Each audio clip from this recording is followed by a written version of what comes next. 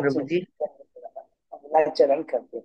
ओम अज्ञानतिमिरान्धस्य ज्ञानाञ्जन शलाकया चक्षुरुन्मीलितं येन तस्मै श्री गुरुवे नमः। श्री चैतन्य मनोभीष्टं स्थापितं येन भूतले स्वयं रूप कदा मह्यं ददाति स्वपदान्तिकम्। वन्देऽहं श्री गुरु श्री युगपद कमलं श्री गुरु वैष्णवांच श्री रूपम साग्र जातम सहगण रघुनाथम भितम तम सजीवम स्वाधेतम सावधूतम परिजम सहितम कृष्ण चैतन्य देवम श्री राधा कृष्ण पादान सहगण ललिता श्री विशाखा वितांत च नम ओम विष्णुपादाय कृष्ण प्रेष्ठाय भूतले श्रीमते भक्ति वेदांत स्वामिन इति नामने नमस्ते सारस्वती देवे गौरवाणी पचारिणे निर्विशेषा शून्यवादी पाश्चात देश तारिणे वांचा कल्पतरुभ्यश्च कृपा सिन्धुभ्येव च पतितानां पावनेभ्यो वैष्णवेभ्यो नमो नमः। नमो महावदान्याय कृष्ण प्रेम पदायते कृष्णाय कृष्ण चैतन्य नामने गौरत्विषे नमः। हे कृष्ण करुणा सिंधु दीन बंधु जगतपते गोपेश गोपिका कांत राधा कांत नमस्तुते। तप्त कांचन गौरांगी राधे बिंदाबनेश्वरी विषभानुसुते देवी प्रणमामि हरिप्रिये। नीलांचल निवासाय नित्याय परमात्मने बलभद्र सुभद्रायां जगन्नाथाय ते नमः।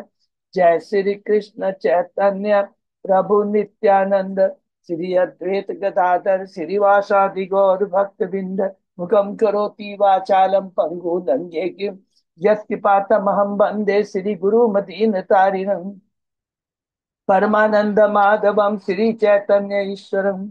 हरे कृष्ण कृष्ण कृष्ण हरे हरे हरे राम राम राम हरे हरे। श्री श्री मंगलाचरण की जय। शिला प्रभुपाद की जय। हरे कृष्णा। हरे कृष्णा। आज के इस चेतन चर्चा चर्चा में सभी भक्तों का हार्दिक स्वागत है। सभी भक्तों के चरणों में मेरा सादर दंडवत प्रणाम है। राधा माधव राधा गोविंद गुरु परम वैष्णव परम भागवत के असीम कृपा से हम सब भक्त मिल करके चेतन चरितामृत के ऊपर चर्चा कर पा रहे हैं। आदि लीला के 7वें अध्याय में है। शीर्षक है भगवान चैतन्य के 5 स्वरूप। उसके पहले 6 अध्याय कंप्लीट किए हैं। संक्षेप में दोहराते हैं। टोटल 1 से लेकर 7 अध्याय जो मंगलाचरण के 14 श्लोक है उसके बारे में बताता है। और इसके अंदर में हमें पूरा तत्व, ईश्वर तत्व, कृष्ण तत्व, जीव तत्व, राधा तत्व, नित्यानंद तत्व, अद्वैताचार्य तत्व और पंच तत्व, इसके बारे में बहुत डिटेल में हमें बता रहे हैं कृष्णराज कविराज गोस्वामी। तो पहले अध्याय जिसके अंदर में 14 मंगला श्लोकों के जो है 2 श्लोक का वर्णन है। तो चैतन्य तत्व कितने श्लोक है? 6 श्लोक है 14 में से। इनका वर्णन पहला दूसरा तीसरा चौथा 4 अध्याय में 6 श्लोकों का वर्णन है। प्रथम अध्याय में 2 श्लोक है और प्रथम अध्याय के इन 2 श्लोकों में से जो पहला श्लोक है इसके अंदर में कृष्णराज के विराज गोस्वामी गुरु वर्ग भक्त को, ईश्वर को, भगवान के अवतार को, भगवान के अंश प्रकाश को और भगवान की अंतरंगा शक्ति के बारे में बताते हैं। गुरु के बारे में शिक्षा गुरु दीक्षा गुरु हमने बहुत डिटेल में वर्णित किया। उसके बाद भक्त के बारे में भगवान के जो निजी संगी निजी पार्षद होते हैं और साधन भक्तगण के बारे में, ईश्वर के अवतार है अंश अवतार, गुण अवतार, शक्ति वेश अवतार के बारे में बताया। भगवान के प्रकाश तो कौन से हैं? विलास विग्रह और प्रकाश विग्रह के बारे में हमने पढ़ा। और उसके बाद अंत में भगवान की शक्तियां हैं। वो शक्तियां कौन सी हैं? वृंदावन की रानियां, सॉरी गोपियां, द्वारका की रानियां और बैकुंठ की लक्ष्मियां। उसके बाद में दूसरे श्लोक में कृष्णराज के विराज में भी नमस्कार करते हैं। वो जिसको कहते हैं विशेष नमस्कार, क्योंकि ये नमस्कार किसको है? चैतन्य महाप्रभु को और नित्यानंद प्रभु। ये तो पहला अध्याय में 2 श्लोकों का वर्णन हुआ। तीसरे अध्याय में हम पढ़ते हैं कृष्ण तत्व, चैतन्य तत्व, पूर्ण पुरुषोत्तम भगवान के बारे में। कि भगवान क्या है, ब्रह्म, परमात्मा और भगवान तीन रूपों में जाने जा सकते हैं, और इसकी बहुत डिटेल व्याख्या इसके अंदर में हुई, हमने पढ़ा। तीसरे अध्याय में चैतन्य महाप्रभु के अवतार के बाह्य कारण हमने पढ़ा। तीन कारण है। दिव्य प्रेम जो है, भगवान ने जो द्वापर युग के अंदर में दिव्य प्रेम का आस्वादन लिया था, लेकिन इसका उद्घाटन नहीं किया था, जो इस कलयुग में आके करते हैं। हरि बोल। और कलयुग का जो युग धर्म है, नाम संकीर्तन, उसका प्रचार करना था। दो, और तीसरा अद्वैताचार्य की हुंकार, उन्होंने हुंकार की कि हे कृष्ण, आप इस धरा पे आओ। तो भगवान उनके अपने भक्त की बात सुन करके आते हैं। तीन कारण। चौथे अध्याय में हमने पढ़ा चैतन्य महाप्रभु के प्राकट्य के आंतरिक कारण। तीन कारण है। भगवान श्री कृष्ण चित भक्त के रूप में आते हैं, इसलिए ये जानने के लिए कि राधा रानी की भक्ति कैसी है, नंबर वन। मेरे में ऐसे क्या गुण है कि राधा रानी के प्रति आकर्षित होती है, दो। और तीसरा, मेरी भक्ति करके राधा रानी को क्या आनंद मिलता है, तीन। ये तीन आंतरिक कारण हैं। और चौथे अध्याय में हमने पढ़ा, यहाँ पर खत्म होता है चेतन तत्व, 6 श्लोक। और अध्याय 4, पांचवा अध्याय में अब आता है नित्यानंद तत्व के कार्य में भगवान नित्यानंद बलराम की महिमाएं। इस इस अध्याय 5 के अंदर में 5 श्लोकों, अर्थात 7, 8, 9, 10, 11, इन 5 श्लोकों के माध्यम से नित्यानंद तत्व को कृष्णदास कविराज को बहुत ही डिटेल के अंदर में बताया है। इतना सुंदर वर्णन और हमें कहीं नहीं मिलेगा। और यहाँ कहते हैं कि ये नित्यानंद कौन है, भगवान बलराम श्री कृष्ण के द्वितीय शरीर है। पहला तो ये बोलते हैं, और उसके बाद में 8वें श्लोक में कहते हैं भगवान बलराम मूल संकर्षण है, वे भगवान श्री कृष्ण की सेवा करने के लिए 5 अन्य रूप धारण करते हैं। प्रथम 4 रूप को है जो सृष्टि का काम करते हैं, और दूसरा जो पांचवा जो अनंत शेष है वो सेवा के लिए है। तो इसमें से प्रथम 4 कौन कौन है, महाशंकर्षण, कारणोदक्षाय विष्णु, गर्भोदक्षाय विष्णु और क्षीरोदक्षाय विष्णु, जो सृष्टि के कार्य में भगवान श्री कृष्ण के आदेशों का पालन करते हैं। कौन करते हैं, नित्यानंद प्रभु। बहुत सुंदर है। और शेष श्री मान शेषनाथ श्री कृष्ण की निजी सेवा के लिए उत्तरदायी है। तो इसलिए हम लोगों ने ये पढ़ा। 8वां श्लोक, 9वां श्लोक में कामितच्छाई विष्णु के बारे में, 10वां श्लोक गर्भोत्तच्छाई विष्णु के बारे में, और 11वां श्लोक क्षीरोदक्षाई विष्णु के बारे में हमने पढ़ा। ये नित्यानंद तत्व विश्वास की कितनी बड़े डिटेल में बताया गया है। उसके बाद में 6ठे अध्याय में हम पढ़ते हैं अद्वैताचार्य की महिमा है। यह अद्वैताचार्य कौन है, अद्वैत आचार्य, जो कारणोदक्षाय विष्णु सृष्टि का काम करते हैं और वही भक्त के रूप में अवतार लेते हैं। वो भगवान से अभिन्न है, इसलिए अद्वैत कहलाते हैं। और आचार्य कहते हैं इसलिए क्योंकि भगवान के आदेशों का पूर्ण करने के लिए भक्ति का वो प्रचार करते हैं। और यहाँ पर जो इस अध्याय में इतना इंपॉर्टेंट चीज कहा है, वो चीज हमें भूलना नहीं है। वो क्या है कि अद्वैताचार्य आचार्य हैं, भक्ति का प्रचार कर रहे हैं, लेकिन भाव क्या है, दास्य भाव है। तो यहाँ पर कृष्णदास कविराज इतनी इंपॉर्टेंट बातें मिली जो हमको कहीं नहीं मिलेगा। वो कहते हैं कि भगवान के संग जब जितने भी उनके पार्षद आते लीला करते हैं, पिता का भी रोल करते हैं, माता का भी रोल करते हैं, सखा का भी रोल करते हैं, और माधुर्य रस के हिसाब से वो माधुर्य रस का भी गोपियों के संग में आदान प्रदान करते हैं। तो सब लोग दास्य भाव में, सखा भाव में, वात्सल्य भाव में, माधुर्य भाव में, सब में भगवान की अलग अलग सेवा करते हैं। लेकिन याद कोई भी रोल अदा करते हो, इवन नंद बाबा के बारे में कहा है, यशोदा बाबा के बारे में कहा है, संकर्षण के बारे में कहा है, अद्वैत, ये सारे हैं, लेकिन सबका भाव क्या है, दास्य भाव है। ये बहुत इंपॉर्टेंट, सेवा का भाव है। तो ये बहुत इंपॉर्टेंट है। और इसमें लिखा है कि अगर जब भी वास्तव में हम भगवान के दिव्य आनंद का, प्रेम का आनंद लेना चाहते हैं तो दास्य भाव बहुत जरूरी है। और इसका सबसे बड़ा उज्ज्वलन उदाहरण क्या है? स्वयं भगवान श्री कृष्ण चैतन्य महाप्रभु के रूप में आते हैं।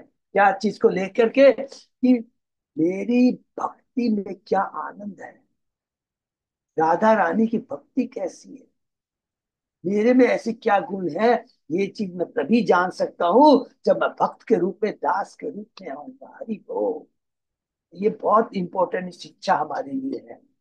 अदरवाइज हम कृष्ण भक्ति का आनंद नहीं ले सकते हैं, कृष्ण प्रेम को प्राप्त नहीं कर सकते हैं, बहुत ही जगत से छुटकारा नहीं पाते।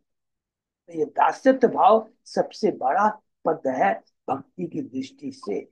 इससे बड़ा और कोई पद नहीं है, क्योंकि स्वयं भगवान भक्त के अधीन हो जाते हैं। ये 7वें अध्याय में बहुत इंपॉर्टेंट है, सॉरी 6ठे अध्याय में, 7वें अध्याय में हम प्रवेश करते हैं। भगवान चैतन्य के 5 स्वरूप, इसके अंदर 5 तत्वों के बारे में बताया गया है। इसमें कहते हैं 6ठे श्लोक में कि कृष्ण, भगवान श्री कृष्ण कहते हैं, इसलिए मैं उनसे, सॉरी चैतन्य कृष्णराज के स्वामी कहते हैं, इसलिए मैं उन श्री कृष्ण को नमस्कार करता हूँ जो भक्त, अर्थात स्वयं कृष्ण जिसको कहते हैं भक्त, भक्त स्वरूप नित्यानंद प्रभु, भक्त के विस्तार, अवतार, सॉरी भक्त के अवतार अद्वैताचार्य, शुद्ध भक्त श्रीवास और भक्त शक्ति गदाधर पंडित। ये 5 के बारे में बताते हैं। कहते हैं इसमें से जो 3 तत्व है, चेतन महाप्रभु, नित्यानंद और अद्वैताचार्य, आश्रय देने वाले प्रभु है, अर्थात आराध्य हैं, जो सेवा स्वीकार करते हैं। और इन तीनों में से जो कि आराध्य है, विष्णु तत्व है, उनमें से चेतन महाप्रभु को महाप्रभु कहा गया है और अन्य को प्रभु कहा है। क्यों प्रभु कहा है? क्योंकि वो भी भगवान महाप्रभु, चेतन महाप्रभु की सेवा के लिए है।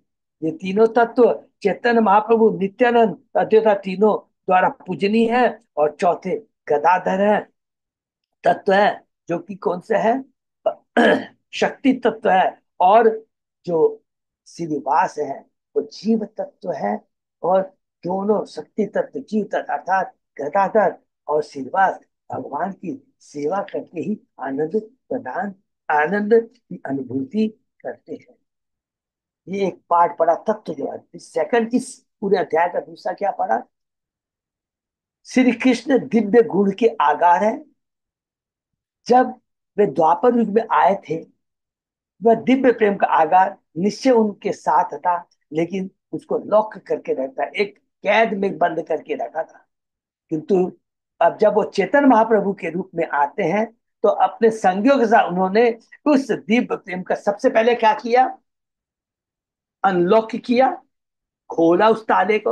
उसके बाद में क्या किया? पहले उसका आनंद लूटा। पहले कि भगवान के नाम में क्या आनंद है उसको लूटा, इतना लूटा।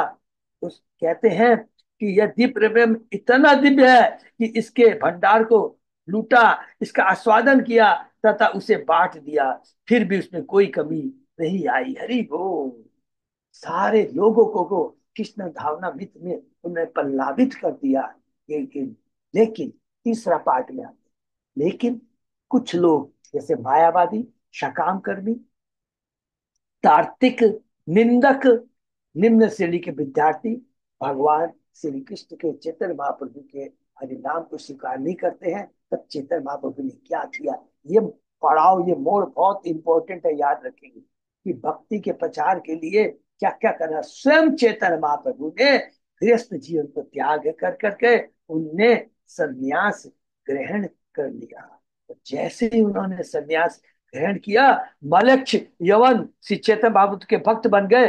किंतु अब एक जन और रह गए, वो कौन है? शंकराचार्य के मायावादी सन्यासी, निर्विशेषवादी सन्यासी। तो उसके लिए अब पूरा उन्हीं को लेकर के पूरा आगे डिटेल में बढ़ना हम लोग पढ़ रहे हैं कि देखिए मायावादी कितने वो होते हैं कि वो जब भगवान के साकार रूप में विश्वास नहीं करते हैं, तब चैतन्य महाप्रभु ने क्या किया? पहले तो संन्यास ग्रहण किया और उसके बाद में उनकी पूरी प्लानिंग है। क्या प्लानिंग है? पहले वह जब वृंदावन जाते हैं तो बनारस होके जाते हैं, उस समय मायावादी उनको बहुत मजाक उड़ाते हैं। मायावादी की निंदा की उपेक्षा करते हुए, उसको ध्यान न देते हुए चेतन महाप्रभु कहाँ जाते हैं? मथुरा जाते हैं। फिर मथुरा से जब वापस आते हैं, कहाँ आते हैं? पुनः बनारस में आते हैं। बनारस में कौन है? दो जन है, चंद्रशेखर और दूसरे हैं तपन मिश्रा। चंद्रशेखर के यहाँ रहते हैं और तपन मिश्रा के यहाँ भगवान प्रसाद लेते हैं। और उसी समय याद रखेंगे, सनातन गोस्वामी भी आते हैं, जिनको भगवान ने यही बनारस के अंदर में 2 महीने तक शिक्षा दी।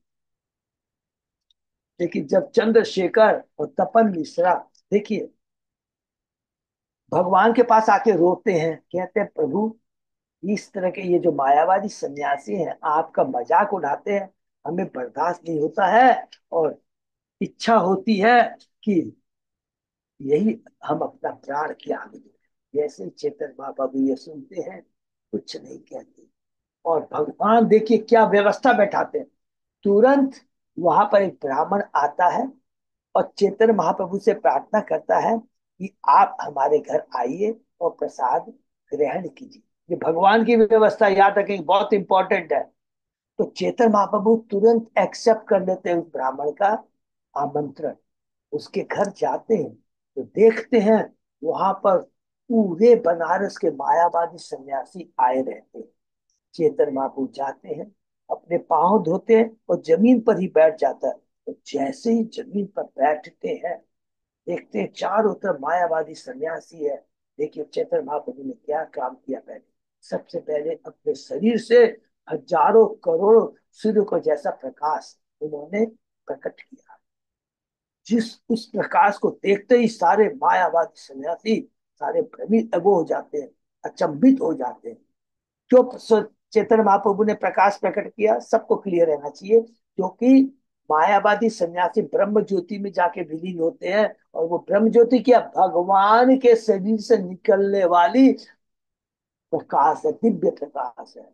तो चेतन बाबू ने कहा ये लोग इसी के प्रति आकर्षित होते हैं, सारे सन्यासी आकर्षित हो जाते हैं, सब लोग खड़े हो जाते हैं। विशेष कर करके मायावादी के जो कैप्टन होते हैं, जो मुखिया होते हैं, प्रकाशानंद सरस्वती, खड़े होकर के उनका सम्मान करते हुए हाथ पकड़ करके लाते हैं और सारे मायावादी के बीच में उनको बैठा देते हैं। और उनको कहते हैं, आप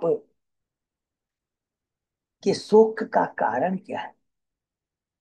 आप यहाँ बैठिए, अब नीचे क्यों बैठे अपवित्र स्थान?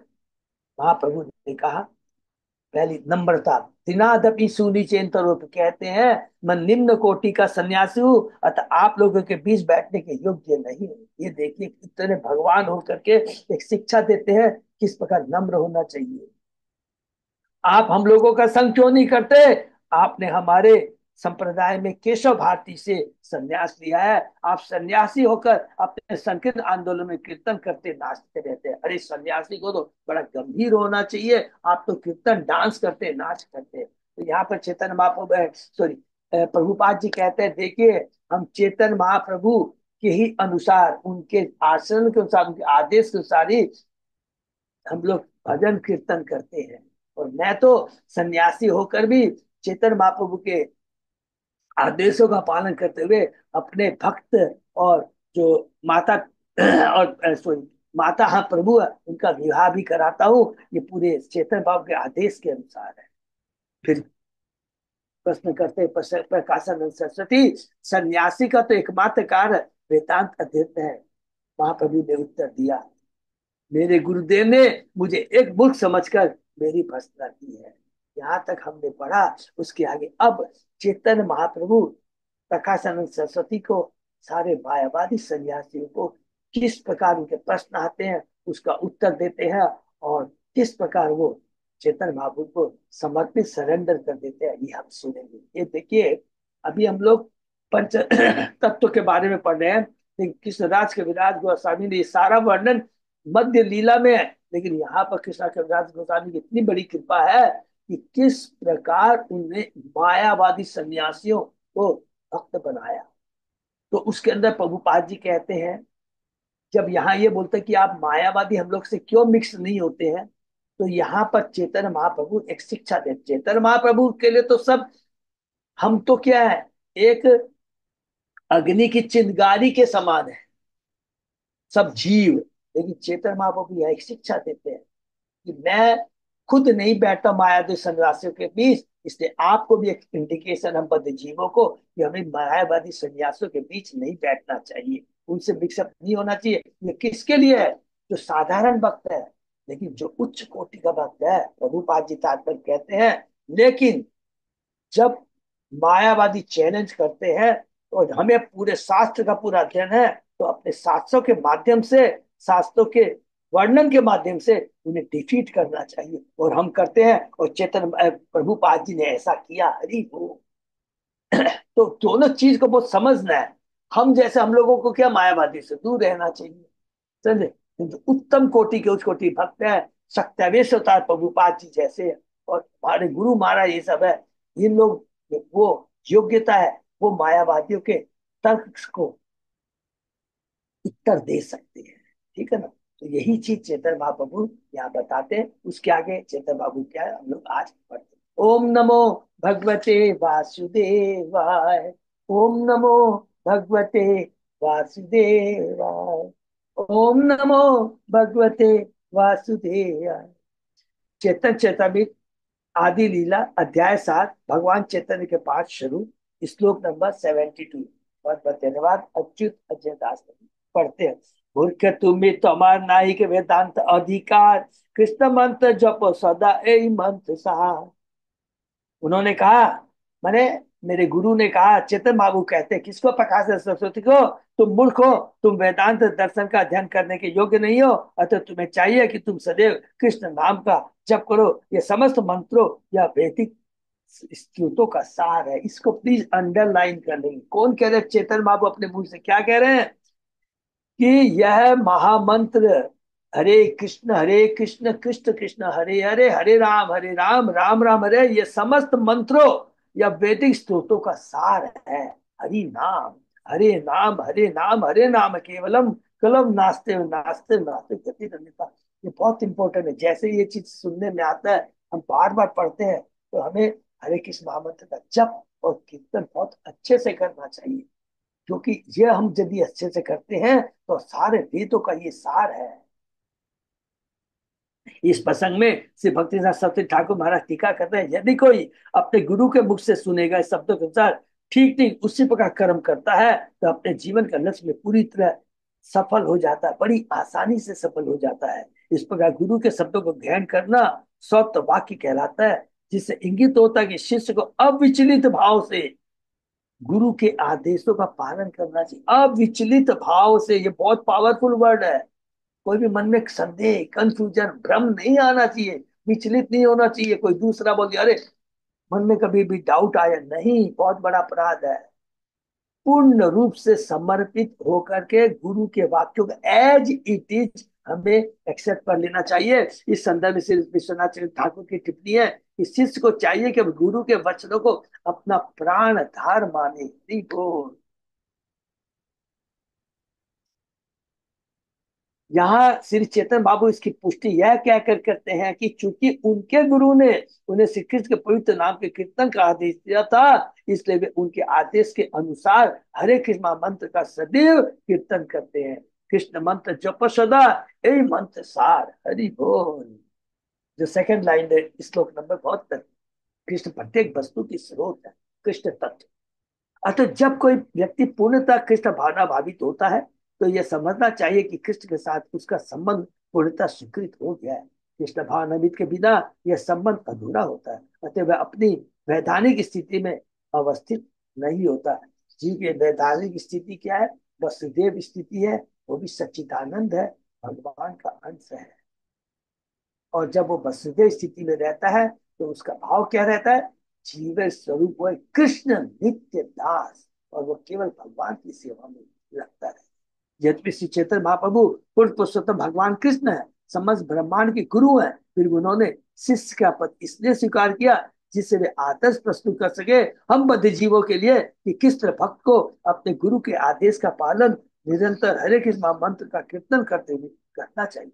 जो लोग वेदांत दर्शन के अध्ययन के प्रति अत्यधिक उन्मुख है, उन्हें श्री चैतन्य महाप्रभु से शिक्षा ग्रहण करनी चाहिए। इस युग में वास्तव में वेदांत का अध्ययन करने के लिए कोई भी योग्य नहीं है।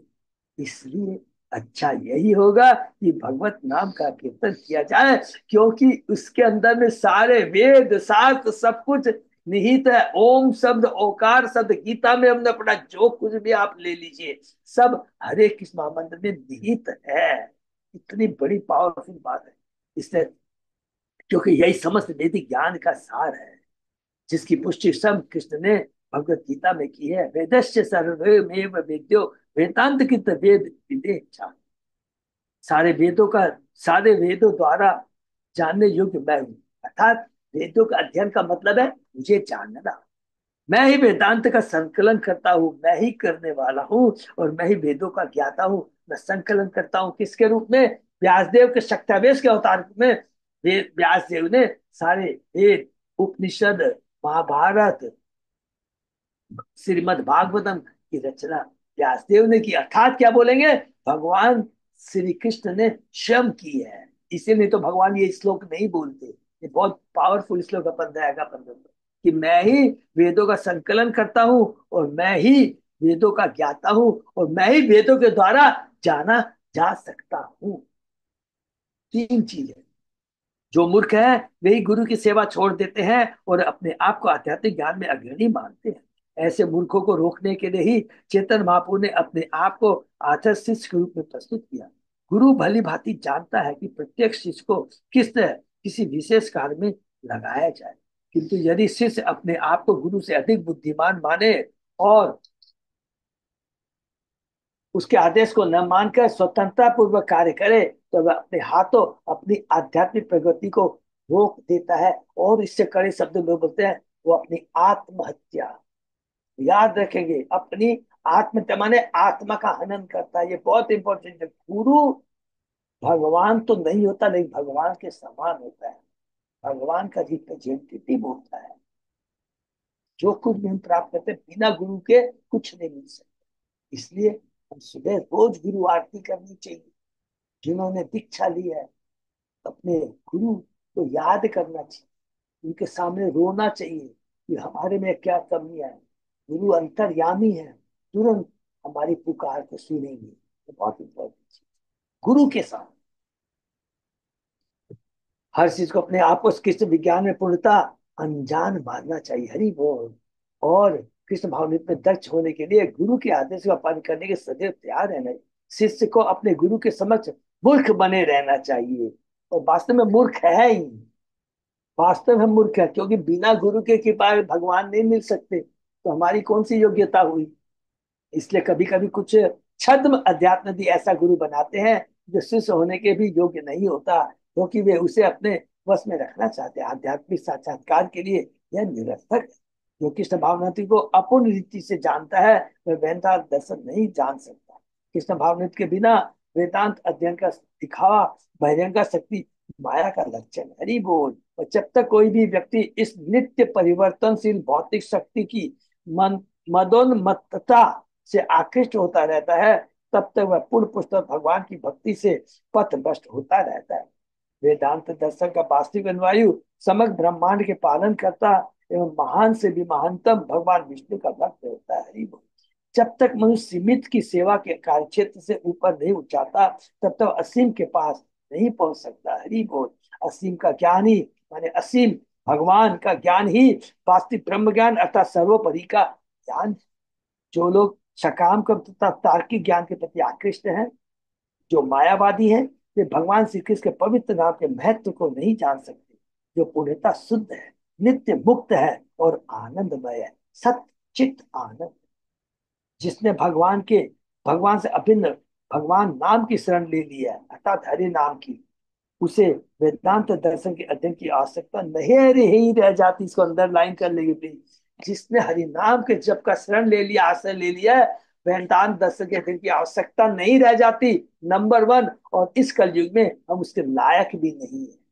इतनी बुद्धि नहीं है, इतनी आयु नहीं है, इतना समय नहीं है, इतना पैसेंस नहीं है, क्योंकि वह पहले ही ऐसा अध्ययन कर चुका होता है। हरि वो, इसको भी अंडरलाइन कीजिए। अर्थात जिसने हरि नाम का आश्रय ले लिया, तो यह मानना चाहिए उसने सारे वेदों उपनिषदों का अध्ययन कर लिया है, पहले से ही अध्ययन कर चुका होता है। ये क्लियर यहाँ पर प्रभुपाद जी लिखते हैं। जो व्यक्ति कृष्ण के पवित्र नाम का कीर्तन करने के लिए अयोग्य है, किंतु जो कृष्ण के नाम को कृष्ण से भिन्न मानकर कृष्ण को समझने के लिए वेदांत अध्ययन करता है, कौन करता है? मायावादी। वह प्रथम श्रेणी का मूर्ख है, जिसकी पुष्टि चैतन्य महाप्रभु ने निजी आचरण द्वारा की है। जो दार्शनिक चिंतन वेदांत दर्शन को अपनी आजीविका बनाना चाहते हैं, वे भी माया के प्रभाव के ही अंतर्गत माने जाते हैं। जो व्यक्ति भगवान के परिणाम का कीर्तन सदा करता रहता है, वह पहले से ही भव सागर पार कर चुका होता है। हरि बोल। ये पूरा महाप्रभु, सॉरी, महाप्रभु हरि नाम की महत्ता का बारे में कितना सुंदर कहते हैं। वह पहले से ही भगवत भव सागर पार कर चुका होता है। अतः निम्न कुल में जन्मा व्यक्ति भी यदि भगवान का कीर्तन करता है, तो उसे वेदांत दर्शन का अध्ययन करने की आवश्यकता से परे समझा जाता है। इस संदर्भ में श्री भागवत का बहुत इंपॉर्टेंट श्लोक है जो हम लोग ने पढ़ा है। माता कपिल भगवान माता देवहूति को बताते हैं, अहो वत स्वपचो ततो गरियान यत जीवाग्रे वर्तते नाम तुभ्यम तेषु तपते जुव सन्नुयार्या ब्रह्मानु नाम गृणंती ये थे। यदि चंडाल कुल में जन्मा व्यक्ति कृष्ण के पवित्र नाम का कीर्तन करता है, तो यह समझना चाहिए उसने अपने पूर्व जन्म में सभी तरह की तपस्याएं संपन्न कर ली होगी और सारे वैदिक यज्ञ संपन्न कर लिया होगा। सारे वैदिक ज्ञान उसने माने सारे वेदों का अध्ययन कर लिया, वैदिक यज्ञ कर चुका होगा, सारी तपस्याएं कर चुका होगा। अर्थात हरि नाम की इतनी बड़ी ताकत है। एक अन्य उदाहरण है, ऋग्वेद 2 अथ यजुर्वेद साम वेदो अपि अथर्वण अदितास्तेन ये उत्तम हरि नित्य अक्षर द्वयम। जो व्यक्ति ह तथा रि माने हरि, इन दो अक्षरों का, हरि अक्षर द्वयम, दो अक्षरों का माने हरि का उच्चारण करता है, समझ लो उसने चारों वेद साम ऋग यजु अथर्व पढ़ लिए हैं। कितना इंपॉर्टेंट श्लोक है। इन श्लोकों का लाभ उठाने वाले कुछ सहजियां, जो हर बात को सस्ती समझते हैं, अपने आप को उच्च वैष्णव समझते हैं, किंतु वेदांत सूत्र या वेदांत दर्शन का संपर्क स्पर्श तक नहीं करते। किंतु एक सच्चे वैष्णव को वेदांत दर्शन का अध्ययन करना चाहिए, किंतु यदि वेदांत दर्शन का अध्ययन कर लेने के बाद वह भगवत नाम का कीर्तन नहीं करता, तो वह मायावादी से अधिक अच्छा नहीं। तो किसी को मायावादी नहीं होना चाहिए, फिर भी उसे वेदांत दर्शन के विषय में अनजान भी नहीं रहना चाहिए। श्री चैतन्य महाप्रभु ने प्रकाशन संस्कृति से शास्त्रार्थ करते समय अपने वेदांत ज्ञान का परिचय दिया था। अतः यह समझना होगा कि एक वैष्णव को वेदांत दर्शन में पूर्णतः दक्ष होना चाहिए, किंतु उसे यह नहीं सोचना चाहिए कि वेदांत अध्ययन ही सर्वस्व है, फलतः पवित्र नाम के जप से विरत रहा जाए, जैसा कि मायावादी कहते हैं। वो कहते हैं कि वेदांत का अध्ययन करना ही यही सर्वोपरि है, इसके ऊपर कुछ नहीं है। लेकिन चेतन बाबू कहते मैं तो मूर्ख हूँ, मेरे गुरु ने कहा नहीं, तुम खाली हरि नाम का कीर्तन करो। फिर प्रभुपाद जी तात्पर्य में कहते हैं, अरे मूर्खो, हरि नाम में सब कुछ निहित है। ओम, सारे वेद पुराण उपनिषद जो कुछ भी कर दे, जिसका जो सार है वो हरि नाम के मंत्र में निहित है, जुड़ा हुआ है। भक्त को एक ही साथ वेदांत के ज्ञान की और नाम कीर्तन की महत्ता जाननी चाहिए। यदि कोई वेदांत का अध्ययन करके मायावादी बन जाता है, तो समझ लो कि उसने वेदांत को नहीं समझा, क्योंकि सारे वेदांतों का अल्टीमेटली उद्देश्य क्या है? भगवान को जानना। जब भी कोई बोलेगा खाली वही श्लोक को कोट कर दिए, 15 अध्याय का 15वां श्लोक, वेदस्य सामने वेद वेद, कि वेदांत का संकलन करता, वेदांत के द्वारा मैं ही जानने वाला हूँ, और वैज्ञान वेदांत का ज्ञाता मैं हूँ, वेदांत का ज्ञाता मैं हूँ, वेदांत को लिखने वाला मैं हूँ, और वेदों के द्वारा जो क्या हमें प्राप्त होना चाहिए वो है भगवान को जानना। लेकिन लोग अभी क्या करते हैं? कृष्ण ने कहा गीता में दूसरे अध्याय में क्या, जो वेदों की अलंकारिक भाषा के प्रति आकृष्ट हो जाते हैं, तो वो जो वास्तविक जो वेद का लक्ष्य है उसे भूल जाते हैं। और ये मायावादी क्या है, सोचते हैं वेदांत का अध्ययन ही अंतिम लक्ष्य है, तो वो भगवान को नहीं मानते। लेकिन वेदों का जो वेदांत का जो मुख्य लक्ष्य है भगवान को जानना। कृष्ण मंत्र है तो हबे संसार मोचन, कृष्ण नाम है ते पावे कृष्ण रे चरण, कृष्ण के पवित्र नाम के कीर्तन मात्र से मनुष्य को भौतिक संसार से छुटकारा मिल जाता है। हरि बोल। निसंदेह केवल हरे कृष्ण महामंत्र का कीर्तन करने से उसे भगवान के संकल्प के दर्शन हो जाते हैं। और क्या पढ़ा था, इसमें ही पढ़ा और आगे पढ़े, कृष्ण प्रेम की प्राप्ति हो जाती है, कृष्ण प्रेम मिलता है। भागवतम में भी हमने ये पढ़ा है, अजामिल वाले। अपने अनुभाष्य में श्री भक्ति सरस्वती गोस्वामी कहते हैं कि मनुष्य को दिव्य ज्ञान प्राप्त होते ही जो प्रभाव देखने को मिलता है वह यह है कि वह माया के बंधन से तुरंत छूट जाता है। और वो दिव्य ज्ञान कब प्राप्त होता है, और भगवान की सेवा में पूर्णता बन जाता है। जब तक मनुष्य पूर्ण पुष्टता भगवान मुकुंद की सेवा नहीं करता तब तक वह बहिरंगा शक्ति के अधीन किए जा रहे सकाम कर्मों से मुक्त नहीं हो सकता। क्योंकि जब कोई निरपराध भाव से भगवान का जप करता है, हरिनाम का संकीर्तन करता है, वह दिव्य पद प्राप्त कर सकता है जो जीवन की भौतिक अवधारणा से सर्वथा मुक्त होता है। भगवान की सेवा करते हुए भक्त भगवान के साथ 5 संबंधों में से किसी एक के द्वारा संबंधित होता है, जो कि हमने पढ़ा है कि गोवर्धन में, गोलोक में, वृंदावन में शांत भाव से, दास्य भाव से, शाक्य वास्य तथा, और इस संबंध में वह दिव्य आनंद का आस्वादन करता है। तो सब में याद रखेंगे, 6वें अध्याय में हमने क्या पढ़ा है, कोई भी रस में हो, दास्य में, साख्य में, शांत में, वात्सल्य में और माधुर्य में, सब में भाव क्या रहता है, दास्य भाव रहता है, सेवा का भाव रहता है। ये बहुत इंपॉर्टेंट है। ऐसा संबंध शरीर का मन से परे होता है। हरि बोल। जब मनुष्य को यह अनुभूति हो जाती है कि भगवान का परितान भगवान से अभिन्न है, तो वह पवित्र भगवान का जब कीर्तन करने का पूर्ण पात्र बन जाता है। ऐसे भाव में कीर्तन करने वाले और नाचने वाले का भगवान से सीधा संबंध है, ऐसा समझना चाहिए। हरि बोल। वैदिक सिद्धांतों के अनुसार आध्यात्मिक विकास के 3 चरण है, संबंध ज्ञान, अभिधेय तथा प्रयोजन। ये हम लोगों ने कई बार कहा है।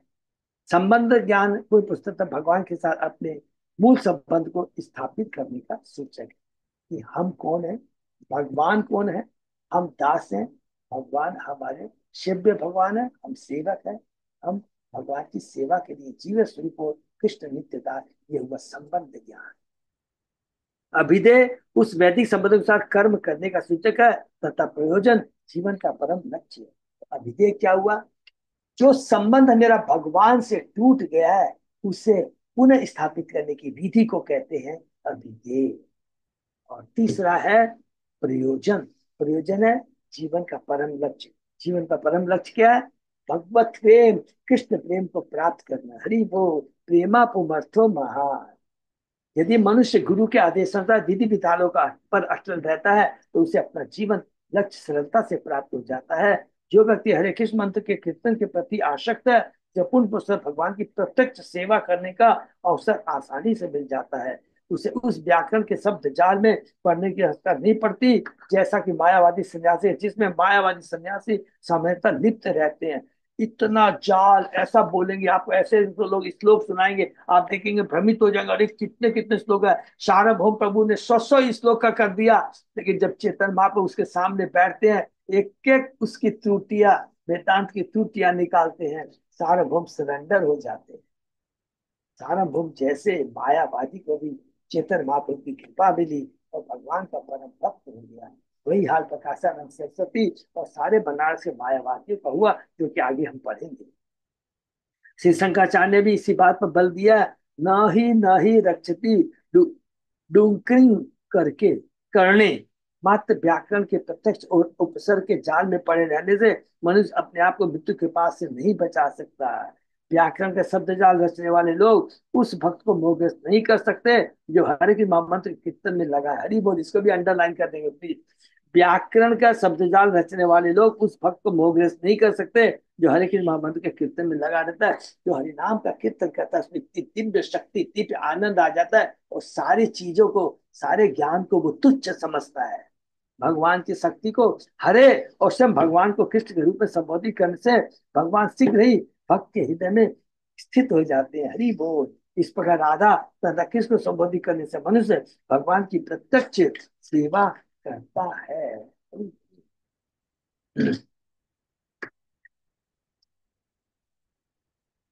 जब वह भगवान तथा उनकी शक्ति को हरे कृष्ण मंत्र के द्वारा संबोधित करता है तो सारे प्रामाणिक शास्त्र एवं सारे ज्ञान का सार विद्यमान रहता है। हरि बोल। क्योंकि वह दिव्य ध्वनि बद्ध जीव को पूरी तरह मुक्त करके उसे सीधे भगवान की सेवा में लगा देती है, क्योंकि यही तो आत्मा का भोजन है।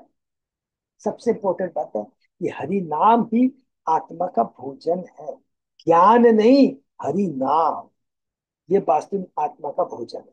श्री चैतन्य महाप्रभु ने अपने आप को महापुरुष के रूप में प्रस्तुत किया, फिर भी उनका दृढ़ विश्वास था कि उन्होंने अपने गुरु से जो कुछ भी सुना था वह श्रीमद् भागवत में व्यास जी द्वारा कहे गए सिद्धांतों के अनुसार था। अनर्थो उपशम साक्षात भक्ति योगम अधोक्ष जी लोकस्य अजानतो विद्वान चक्रे सात्वत संहिता। जीव के वे भौतिक दुख जो उसके लिए आवश्यक नहीं है भक्ति की विधि द्वारा दूर किए जा सकते, किंतु अधिकांश लोग इसे नहीं जानते। इसे विद्वान व्यास जी ने इस परम सत्य विषय वैदिक साहित्य से भागवत का संकलन किया। भक्ति योग का अभ्यास करने से मनुष्य सारी गलत धारणाओं से एवं भौतिक जगत की उलझनों से बच सकता है।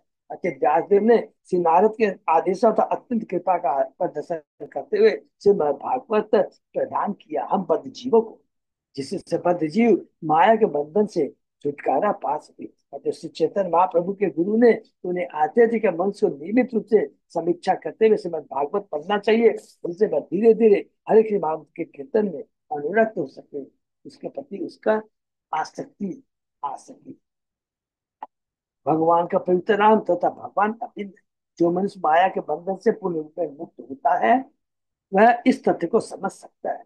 यह ज्ञान गुरु की कृपा से प्राप्त होता है। पुनः प्रभुपाद जी बोल दिए, ये ज्ञान डायरेक्ट नहीं मिलेगा, गुरु की कृपा से मिलेगा, और इसके कारण मनुष्य सर्वोपरि दिव्य भक्त को प्राप्त होता है।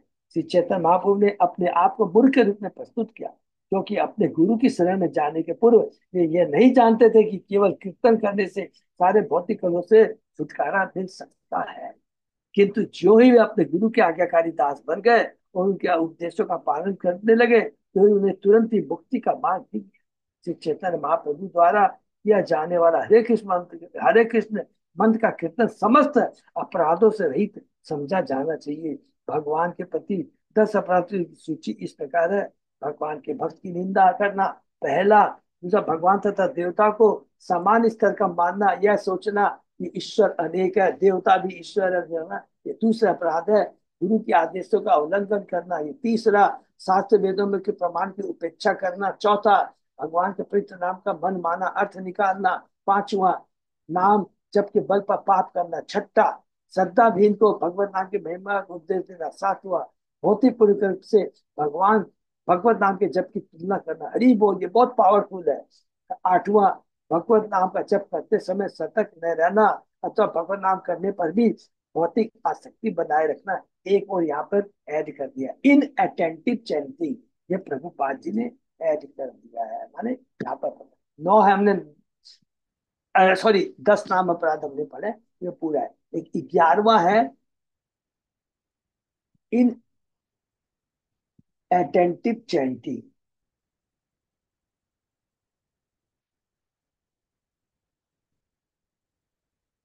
एक इसमें है कि उन ये जो लोगों का भगवान बता। नाम का जप करते हुए सतर्क न रहना, ये इनअटेंटिव चैंटिंग में तो आ गया। हाँ, इन एडम में आ गया। और हम लोग ने जो पढ़ा है उसके अंदर एक और है कि उन लोगों को भगवान नाम के बारे में बताना जो भगवान के नाम पर विश्वास नहीं करते। ठीक है ना? तो ये 11 हो गया। क्लियर है ना सबको? जो हमने 10 नाम अपराध पढ़ा है प्लस एक इनअटेंटिव चैंटिंग है। तो जो उन लोगों जो माने उन लोगों को हरि नाम के बारे में बताना जो भगवान की उपेक्षा करते हैं, ये एक और ऐड हो जाएगा। ठीक है ना? नहीं, श्रद्धाहीन को भगवती नाम के उपदेश का देना यहाँ लिखा हुआ है, तो कौन सा हम लोग मिस कर रहे हैं? कोई बताएगा?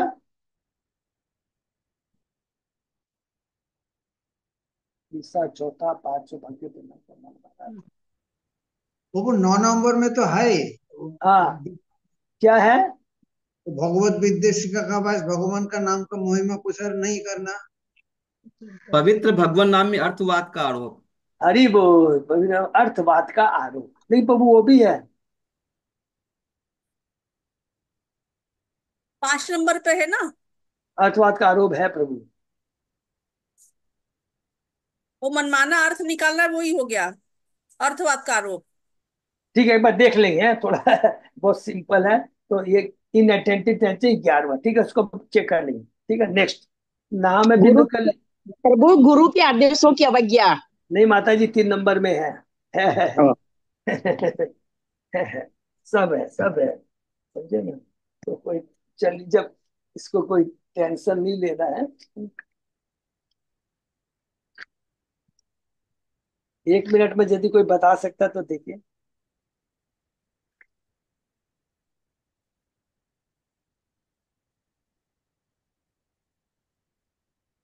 भी ये है है क्या? पवित्र भगवान नाम के बल पे पाप करना। नहीं, वो भी है। ये है क्या? वैदिक शास्त्रों तथा प्रमाणों का खंडन करना, ये है ना? है, ये भी है। हम्म। 4 नंबर है। हाँ, वैदिक शास्त्र का खंडन। शिव ब्रह्मा आदि हाँ। देवों का नाम भगवान विष्णु के समान या उससे नहीं नहीं स्वतंत्र नहीं, समझना। एक इसमें नहीं दिया है। हाँ। हरे कृष्ण महामंत्र के जप की महिमा को काल्पनिक समझना। काल्पनिक से। ठीक है ना? ये वाला नहीं है इसमें। ठीक है, एनीवे है। काल्पनिक समझना ये नहीं है। तो और ये इनअटेंटिव चैंटिंग को लेके कितने हो जाते हैं? 11 हो जाते हैं। ठीक है। तो हो सकता है प्रभुपाद जी तो हमारे आचार्य है, इस्कॉन से स्थापक है, इसको इन्होंने किसी और से मर्ज कर दिया है। ठीक है ना? हरि बोल। नाम बिनु को निकाले नाही आर धर्म, सर्व मंत्र सार नाम यही शास्त्र मर्म। इस कलयुग में भगवत नाम के कीर्तन से बढ़कर अन्य कोई धर्म नहीं है, क्योंकि ये समस्त वैदिक स्रोतों का सार है। यही सारे शास्त्रों का तात्पर्य है। हरि बोल। कितना कृष्णराज कविराज गोस्वामी देखिए, है, चेतन महाप्रभु की, ये किसको कह रहे हैं? प्रकाशानंद सरस्वती को सब याद रखेंगे, मायावादी के गुरु हैं। और ये कौन कह रहे हैं? स्वयं भगवान कह रहे हैं। इतना इंपॉर्टेंट चीज, और बार बार कह रहे हैं, एक बार नहीं, बार बार कह रहे हैं। सत्ययुग, त्रेता युग तथा द्वापर युग में गुरु शिष्य परंपरा पद्धति के नियमों का कड़ाई से सम्मान होता था, किंतु वर्तमान युग अर्थात कलयुग में लोग इस स्रोत परंपरा अर्थात गुरु शिष्य परंपरा द्वारा ज्ञान प्राप्त करने के महत्व की उपेक्षा करते हैं। उपेक्षा क्या करते हैं? खुद अपने को गुरु मान लेते हैं। थोड़ा सा ज्ञान प्राप्त हो गया, अपने को गुरु मान लेते हैं। इस युग में लोग यह तर्क करते हैं कि वे अपने सीमित ज्ञान तथा अनुभूति से परे जो कुछ है उसे विज्ञान के तथाकथित अवलोकन तथा प्रयोग के माध्यम से समझ सकते हैं। वे यह नहीं जानते कि वास्तविक सत्य तो मनुष्य को अधिकारी व्यक्तियों से प्राप्त होता है। और प्रामाणिक अधिकारी कौन है? जो भगवान की बातों को एज इट इज हमारे सामने पेश करता है। यह तर्क करने की प्रवृत्ति वैदिक सिद्धांत के विरुद्ध है, और जो ऐसा करता है उसके लिए यह समझ पाना अत्यंत कठिन होता है कि श्री कृष्ण का पवित्र नाम स्वयं कृष्ण जितना ही अच्छा है, क्योंकि कृष्ण है उनका नाम अभिन्न है। अतः पवित्र नाम शाश्वत रूप से शुद्ध तथा भौतिक कर्म से रहित होता है।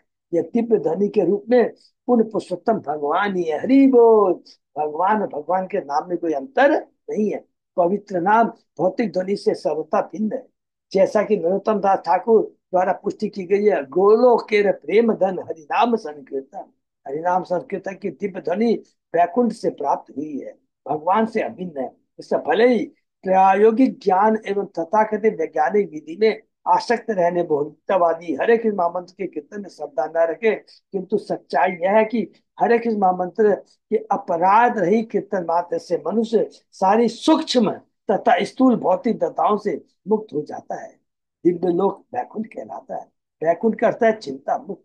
भौतिक जगत में हर वस्तु चिंता कुंठा दुख से भरी है, जबकि आध्यात्मिक जगत वैकुंठ में हर वस्तु चिंता से मुक्त है। अतः जो विभिन्न चिंताओं से ग्रस्त है वे सब चिंताओं से मुक्त हरे कृष्ण मंत्र को नहीं समझ सकते। वर्तमान युग में हरे कृष्ण मंत्र की ध्वनि ही एकमात्र विधि, एकमात्र विधि है जो भौतिक कलम से परे दिव्य स्थिति में पवित्र नाम बद्ध जीव का उद्धार कर सकता है। इसलिए यहाँ पर इसे सर्व मंत्र सार अर्थात वैदिक स्तोत्रों का सार कहा गया है। ऐसा नाम जो इस भौतिक जगत की किसी वस्तु का निर्देश करता है वह तर्क तथा प्रयोगात्मक ज्ञान का विषय बन सकता है, किंतु परम जगत में नाम तथा नामी यश तथा यशस्वी अभिन्न। हरि बोल। उसी तरह परम से संबंधित गुण लीलाएं और अन्य सब कुछ भी परम होता है। यद्यपि मायावादी अद्वैतवाद को मानते हैं, किंतु वे भगवान के नाम तथा स्वयं भगवान में भेद करते हैं। इस नामापराध के कारण वे क्रमशः ब्रह्म ज्ञान के अपने उच्च पद से पतित हो जाते हैं। हरि बोल। जिसकी पुष्टि भगवद गीता में की गई है। आर्य किच्चेन परम पदम पततः पतंत ततो अधो अनहात युष्मत अंग्रिव। यद्यपि वे कठिन तपस्या करके ब्रह्म ज्ञान के पद उच्च पद को प्राप्त करते हैं, किंतु परम सत्य का अपूर्ण ज्ञान होने के कारण वे पतित हो जाते हैं, ब्रह्म ज्योति में जाते हैं, उन्हें वो नीचे आके गिर जाते हैं। यद्यपि वे सर्व खलविदम ब्रह्म है, पर हर वस्तु ब्रह्म है, इस वेदी मंत्र को मानते हैं, किंतु वे यह नहीं समझ पाते कि पवित्र नाम भी ब्रह्म है। यदि वे महा मंत्र का नियमित जप करे तो वे इस भ्रांति से मुक्त हो सकते हैं।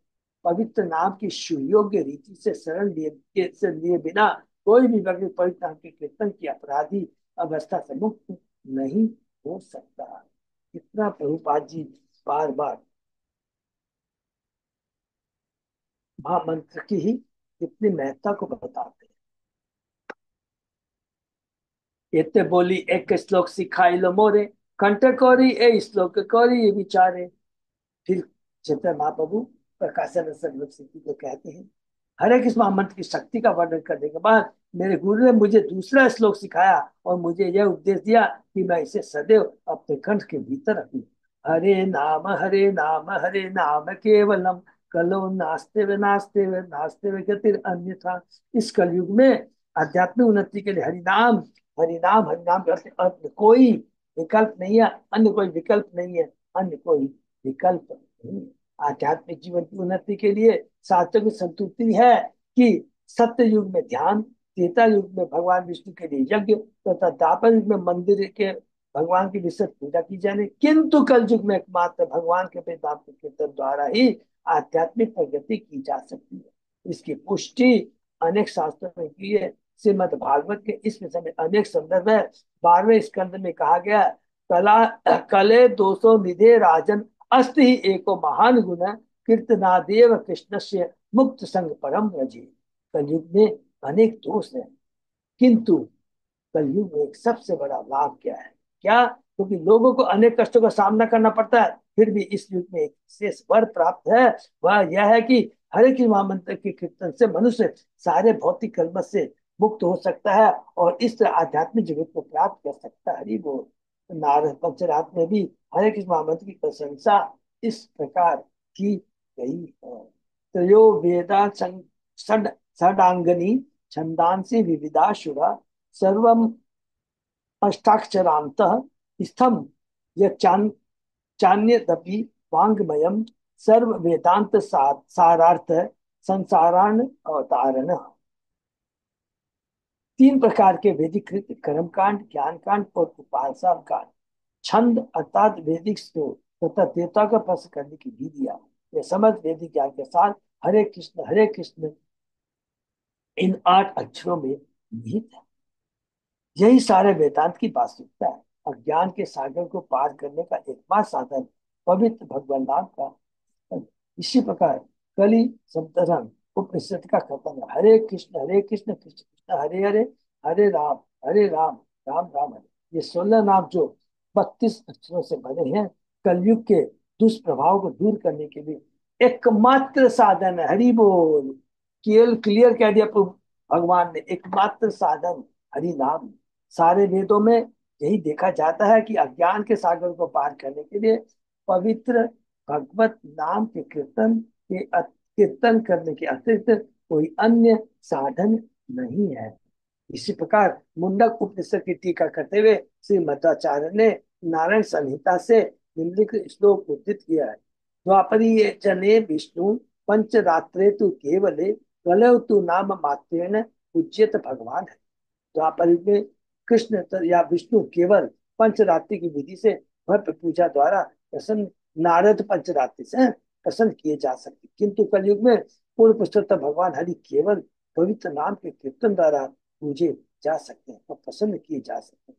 श्री जीव गोस्वामी भक्ति संदर्भ में पवित्र भगवान नाम के कीर्तन के विषय में निम्न प्रकार से जोरदार स्तुति की है, संतुति की है। ननु भगवत नाम आत्मका एव मंत्रा तत्व विशेष नम शब्दादि अलंकृता श्री भगवता श्रीमद ऋषि भी चाहित शक्ति विशेषा श्री भगवता समम आत्म संबंध विशेष प्रतिपादकांच तत् केवलानि श्री भगवत नाम अपि निरपेक्षणा एव परम पुरुषार्थ फल पर्यंत दान समर्थानि ततो मंत्रेषु नाम तो अपि अधिक सामर्थ्य लब्धे कथम दीक्षा उपेक्षा उच्यते यद्यपि स्वरूपतो नास्ति तथापि प्राय स्वभावतो देहादि संबंधेन कदरशीलानां विक्षिप्त चित्तानां जनानां तत्संगो चित करणाय श्रीमद ऋषि प्रवृत्ति रत्रार्चन मार्गे क्वचित क्वचित काचित काचिन मर्यादा स्थापित अस्ति। श्री जीव गोस्वामी बताते हैं सारे वैदिक मंत्रों का सार है भगवान के परितान का कीर्तन। प्रत्येक मंत्र नमः ओम उपसर्ग से प्रारंभ होता है और अंततः पूर्ण पुरुषोत्तम भगवान के नाम को संबोधित करता है। भगवान की परम इच्छा से नारद तथा अन्य ऋषियों द्वारा उच्चारित प्रत्येक मंत्र में विशेष शक्ति होती है। पवित्र भगवान नाम के कीर्तन से परमेश्वर के साथ जीव का नित्य संबंध तुरंत जागृत हो जाता है। हरि बोल। भगवान के पवित्र नाम का कीर्तन करने के लिए किसी साज सामग्री की आवश्यकता नहीं होती, क्योंकि पूर्ण पुरुषोत्तम भगवान से जुड़ने से फलस्वरूप सारे वांछित फल तुरंत प्राप्त हो जाते हैं। इसलिए यह प्रश्न उठाया जा सकता है कि जो पवित्र भगवान नाम का कीर्तन करता है उससे दीक्षा लेने या भक्ति के अन्य कार्य करने की क्या आवश्यकता है। इसका उत्तर यह है कि यद्यपि यह सच है कि पवित्र भगवान के कीर्तन में सदैव लगे रहने वाले को किसी प्रकार की आवश्यकता है, किंतु सामान्यतः यह देखा जाता है भक्त अपने पूर्व जन्म के भौतिक कलमश के कारण अनेक गलत भौतिक आत्मों के प्रति आसक्त रहता है। इन सारे कलमश से शीघ्र छुटकारा पाने के लिए यह आवश्यक है कि वह मंदिर में भगवान की पूजा में लगे। बद्ध जीवन के कलमश के कारण उत्पन्न चंचलता को कर्म करने के लिए मंदिर में अर्चा विद्या की पूजा आवश्यक है। इससे नारद ने अपनी पंचरात्रि की विधि में तथा अन्य ऋषियों ने कभी कभी इस बात पर बल दिया है कि प्रत्येक बद्ध जीव में इंद्रिय भोग के कारण जो अध्यात्म बुद्धि है उस इंद्रिय भोग को नियंत्रित करने के लिए मंदिर में अर्चा विद्या की पूजा के विधि विधान होने आवश्यक है। श्री रूप गोस्वामी ने बताया कि मुक्त आत्मा द्वारा पवित्र भगवान नाम का कीर्तन किया जा सकता है, किंतु जितने बद्ध जीवों को हमें शिक्षा देनी पड़ती है लगभग ये सभी बद्ध होते हैं। अतः यह सलाह दी जाता है कि अपराध रहित होकर तथा विधि विधानों के साथ पवित्र भगवान का कीर्तन किया जाए। फिर भी लोग अपनी विगत बुरी आदतों का इन नियमों का पालन नहीं करते, इससे साथ साथ अष्टविद्या की पूजा के विधि विधानों की आवश्यकता। हरि बोल। देखिए कितना सुंदर बता दिया। हरि नाम का भी जप करना है। हम बद्ध जीव है, कल युग में है, इसलिए हमें अर्चाविधि के विधि विधानों का पालन करना है। इसीलिए रूप गोस्वामी ने 64 जो भक्ति के अंग है उसमें 5 विशेष अंग के ऊपर में जोर दिया। सबको याद है, रिपीट कर लेते हैं। सबसे पहले क्या है? हरिनाम संकीर्तन। दूसरा भक्तों का संग। तीसरा श्रीमद् भागवत का श्रवण। चौथा मंदिर में अर्चा विग्रह। और पांचवा धाम दर्शन। और यह प्रभु पाद जी ने इन पांचों चीजों को उन्होंने प्रोत्साहित किया। हमारे इस्कॉन में देखिए पांचों हम लोग स्ट्रिक्टली करते हैं। हरिनाम संकीर्तन करते हैं, भक्तों का संग करते हैं, प्रत्येक दिन मंदिर में भागवतम के ऊपर में चर्चा होती है। हम लोग अभी देखिए धाम यात्रा करके आए हैं और विग्रह की पूजा होती है। ये 5 बहुत इंपॉर्टेंट भक्ति के अंग हैं और इसको अगर हम करते हैं, लेकिन सबसे इंपॉर्टेंट क्या बोले हैं? हरिनाम का कीर्तन करते, शुद्ध हरिनाम संकीर्तन, हरिनाम का जप बहुत जरूरी है। और इसके संग संग में बाकी चीज हमें करना है। और ये चीज करने के बाद और कोई चीज की आवश्यकता दरकार। तो आज हमने जो कुछ कुछ पढ़ा है, चैतन्य महाप्रभु ने श्री प्रकाशानंद सर देखिए खाली 5-6 श्लोक किए हैं। एक तात्पर्य के माध्यम से प्रभुपाद जी ने एकदम क्लियर कट बता दिया है कि हरि नाम का कीर्तन और जप बहुत अच्छे से होना चाहिए, अपराध रहित होना चाहिए। और उन अपराधों के अंदर में विशेष कर करके जो अपराध बहुत फ्रिक्वेंटली हम कर बैठते हैं वो क्या है? सबसे पहला अपराध क्या है? जिन्होंने अपने जीवन को भगवान के ऊपर, भगवान के लिए समर्पित कर दिया है, वैसे महाभक्तों की निंदा करो। ये बहुत इंपॉर्टेंट है। ये कई कई बार हो भी जाती है, तो लेकिन क्या है, इससे हमें बहुत दूर रहना चाहिए, अलर्ट रहना चाहिए। और बाकी से हम प्रयत्न करते हैं, क्योंकि हम लोगों में नहीं है कि भगवान के नाम की अलग अलग अर्थ निकालना, भगवान के नाम के बल पे पाप करना। ठीक है, ये तो चीज भगवान की कृपा से हमारे सारे भक्तों में ऐसा कोई भी नहीं है। लेकिन वो डर बहुत सबसे ज्यादा लगता रहता है, कभी भी हमारे द्वारा जाने अनजाने में किसी परम वैष्णव के चरणों में अपराध न हो जाए, इसका बहुत ध्यान है। विशेष करके ये जो महीना है, इस महीने में जितना अच्छा कार्य करेंगे, भक्ति का कार्य करेंगे, 1000 गुना ज्यादा फल मिलेगा। लेकिन इसके विपरीत अगर गलत भी करते हैं तो 1000 गुना नुकसान भी होगा। ये जरूर याद रखें। हरे कृष्ण। किसी का कोई प्रश्न?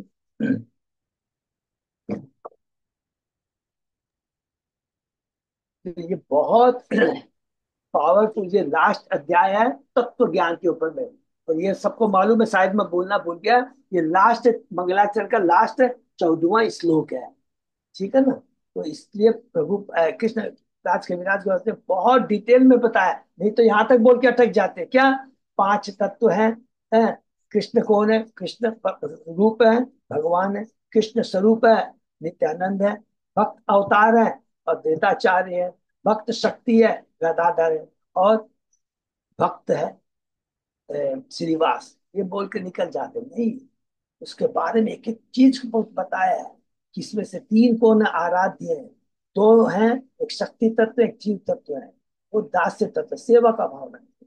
फिर उसके अंदर में बताया कि 3 के अंदर में एक महाप्रभु है, 2 प्रभु है, जो कि तीनों आराध्य है। उसमें से 2 को क्या बताया गया है? प्रभु, क्योंकि ये दोनों भी चेतन महाप्रभु की सेवा में लगे रहते हैं। हरी वो इतना सुंदर एक्सप्रेशन और कौन करेगा। उसके बाद में बताया कि चेतन महाप्रभु ने किस प्रकार मायावादियों को भी भक्त बना दिया। तो ये कितना श्लोक अधिक है।